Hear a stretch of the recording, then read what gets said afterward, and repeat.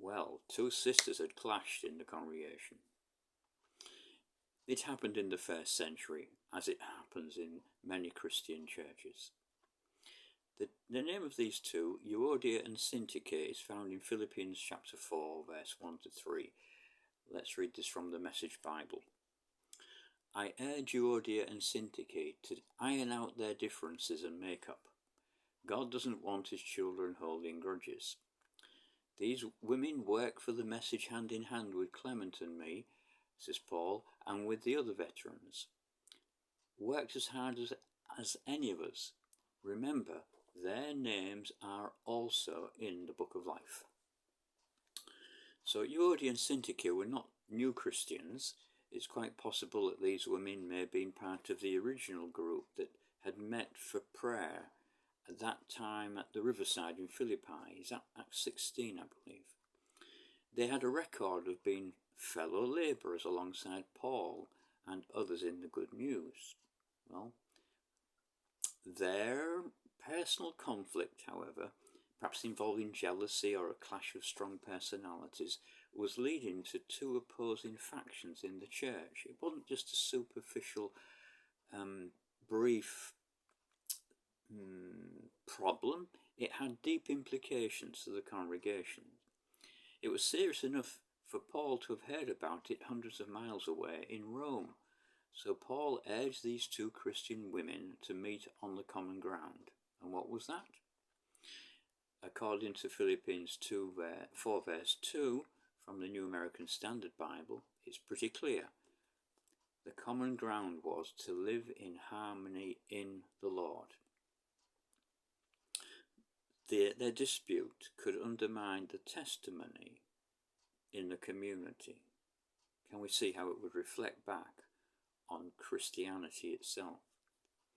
So in this letter, Paul gave repeated exhortations to unity. So now we just pluck in three examples from Philippians 1 and 2 particularly. These expressions, with one mind, strive together for the faith of the gospel. Maintain the one love, united in spirit, intent on one purpose, and have the same attitude which was also in Christ Jesus. So that is the attitude that makes oneself of no reputation, just as Jesus made himself of no reputation, laying aside his rights of heavenly glory to redeem mankind. It's difficult, isn't it? But reconciliation sometimes requires a third party, someone to intervene. In this case, according to Philippians 4 verse 3, it was perhaps a person named Yokefellow. His real name, the Greek name, Sukugos.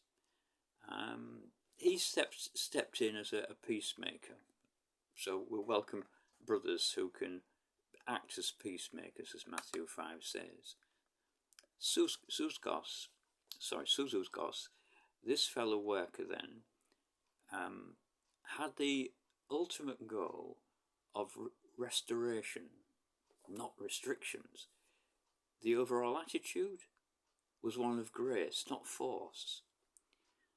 The common ground was in Christ, not just logic, reason, sentimentality, but the fact that they had a commonality of both having the Lord inside them, living reality, so therefore live out what they had inside. So the important message then is standing firm in the Lord precedes relating well with others, both inside the congregation and outside the church. See you tomorrow. Thank you.